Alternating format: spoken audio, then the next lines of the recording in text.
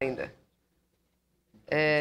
Convidamos para fazer uso da palavra, como primeiro orador inscrito, senador pelo PDT de Rondônia, senador Assir Gurgás. Senhora Presidente, Vanessa Graziotin, nosso vizinho estado do Amazonas, senhoras e senhores senadores.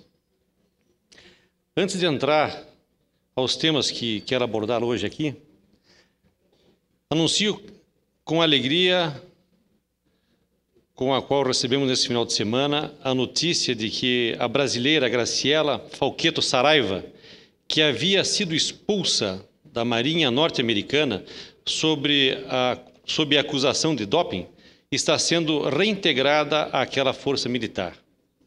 Conforme foi publicada na revista Isto É, no início do mês, e anteontem, na edição do Jornal de Brasília, em reportagem da jornalista Raíssa Tomás, a jovem brasileira havia perdido o prazo de apresentação de sua defesa após um exame de urina ter apresentado sinais de codeína, um dos princípios ativos do Tilenol, que ela usou sob orientação médica antes do exame.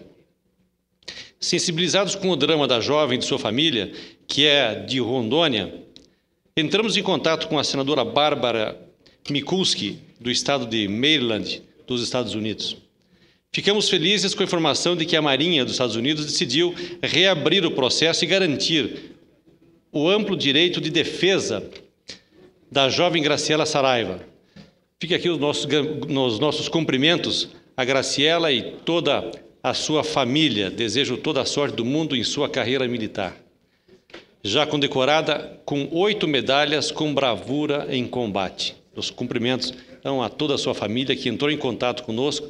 Nós fizemos uma gestão junto ao Senado americano e fomos atendidos com o nosso pleito, aliás, o pleito da família da Graciela, que é originalmente do estado de Rondônia, do nosso estado. Outro assunto que abordo antes de efetivamente iniciar nossa participação nesta sessão de hoje é com relação ao grande e injustificável atraso na publicação do decreto da transposição dos servidores de Rondônia para os quadros federais. Não são apenas os servidores rondonenses e seus familiares que aguardam com extremada impaciência esse episódio que já vem sendo chamado de novela lá em nosso estado de Rondônia. Rondônia inteira aguarda esse ato de justiça para com a nossa população, que vai ver um quadro que era originalmente federal a ser refederalizado, gerando uma economia de cerca de 20 milhões de reais ao mês aos cofres do estado de Rondônia. Rondônia precisa desses recursos com urgência para corrigir graves distorções no setor de saúde e de educação. Julgo que realmente nosso povo e nossos servidores não estão pedindo demais. Queremos apenas que o que já foi definido dentro do decreto já publicado, pois já pronto está, e assim passe a vigorar. Não há mais justificativas para esse atraso. A cada dia que passa, sem que isso seja definido, centenas de pessoas estão sofrendo dentro de um sistema de saúde com graves problemas. Milhares de estudantes prejudicam o seu futuro em um setor educacional carente. Solicito, portanto, ao Ministério do Planejamento e aos técnicos do Ministério do Planejamento que definam de uma vez por todas essa questão da transposição.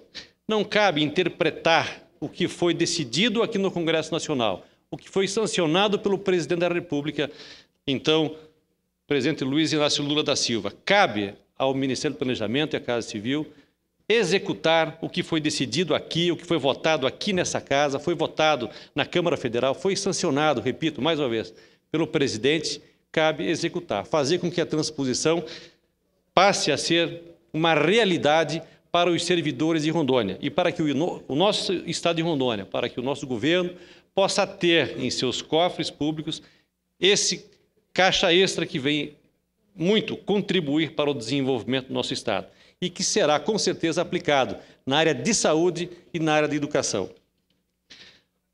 Voltado aos nossos temas, destaco aqui que essa casa reinicia seus trabalhos agora, nesse ano 2011, com as bênçãos de Deus e com a presença de todo o povo brasileiro, com a esperança de todo o povo brasileiro por tempos melhores. Começamos o ano, infelizmente, sofrendo um duro golpe aplicado pela Mãe Natureza, mostrando o quanto somos pequenos.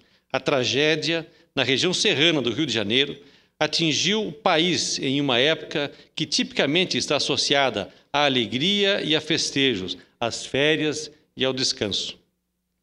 Diante dos fatos, essa casa reagiu rápido e se mobilizou para colocar em pauta o debate sobre soluções para um problema que, no final das contas, não pode ser apontado como uma grande surpresa para a nação. Considero de suma importância a manutenção de uma comissão técnica no Congresso para que possamos acompanhar a implantação de um sistema de prevenção contra desastres naturais e sua constante atualização, assim como atuar no sentido de fiscalizar sua operacionalidade de forma diligente. Se começamos o ano de forma dolorosa nesse sentido, politicamente damos o pontapé inicial no ano legislativo com promessas de mudanças significativas para o nosso país. Cumprimento, nesses momentos, o senador José Sarney, presidente dessa casa, pela sua contribuição para a política nacional, com sua figura de consenso e de liderança. Eu, que sou a favor da renovação, confio que Sua Excelência tem a grande missão, o importante desafio de promover a renovação na direção do Senado Federal. Conheço pouco Vossa Excelência como pessoa, mas considerando-nos completamente a par de sua história na política brasileira, temos certeza de que este será o melhor e mais produtivo de todos os seus mandatos. Tenho certeza disso, e seu discurso no dia da reabertura dos trabalhos nessa casa, assim parece confirmar os meus anseios, que são de todo o povo brasileiro.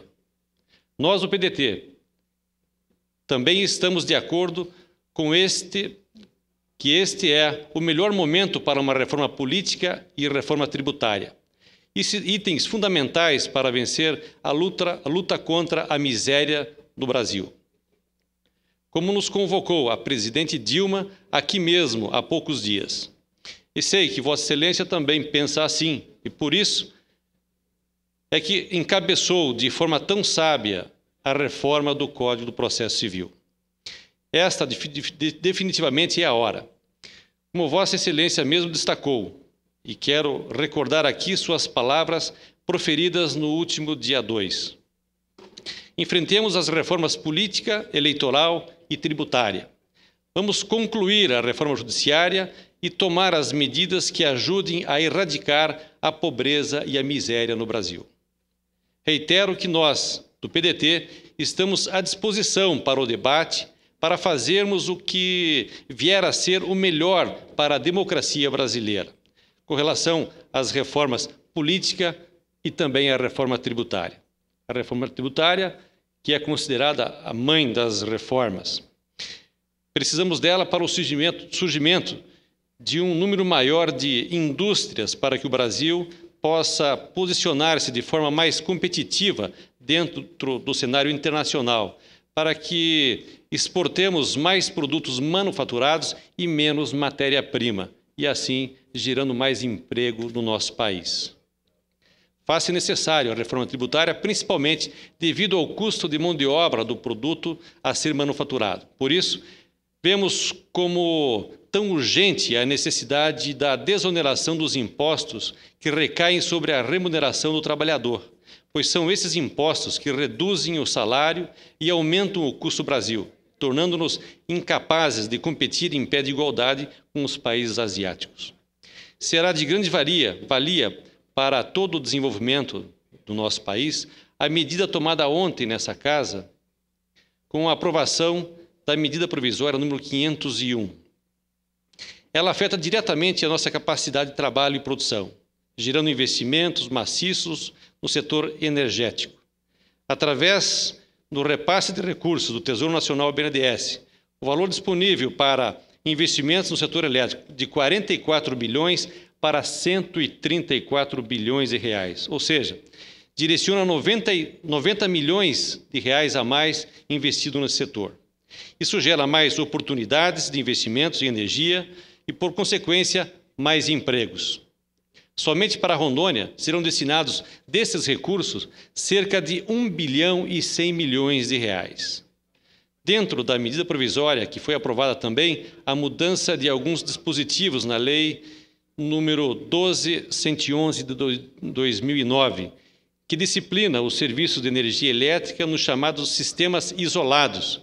Essas mudanças mexem diretamente com Rondônia, com a nossa Ceron, a distribuidora de energia elétrica em Rondônia. Com a aprovação, os custos relativos à compra da energia gerada pela Termonorte não serão bancados pelo consumidor ou pela Eletronorte, ou mesmo pela Ceron.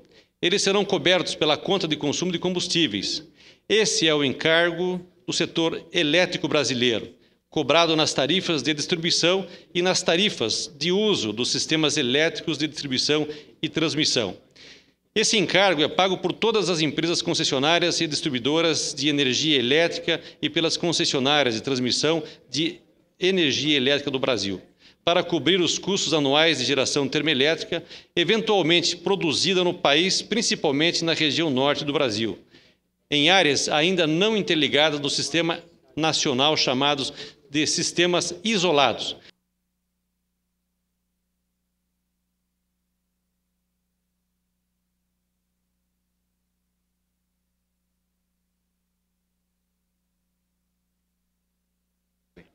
Vossa Excelência tem 2 minutos para concluir, senador.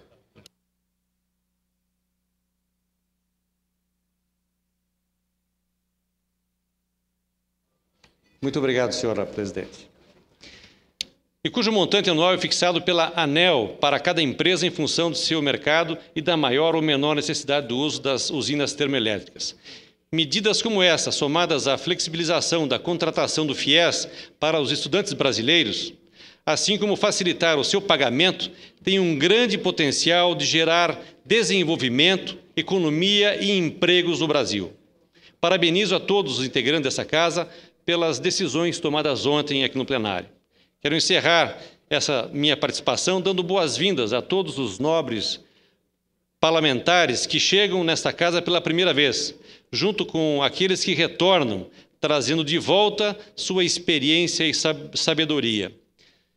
Com a pouca experiência que tenho aqui nessa casa, de pouco mais de 1 ano de atuação, ouso com toda humildade sugerir que todos nós saibamos enxergar nossos trabalhos aqui acima de diferenças partidárias e políticas, colocando nossa atuação e nossas decisões sempre a serviço da população brasileira, sob a orientação permanente do bom senso e do consenso.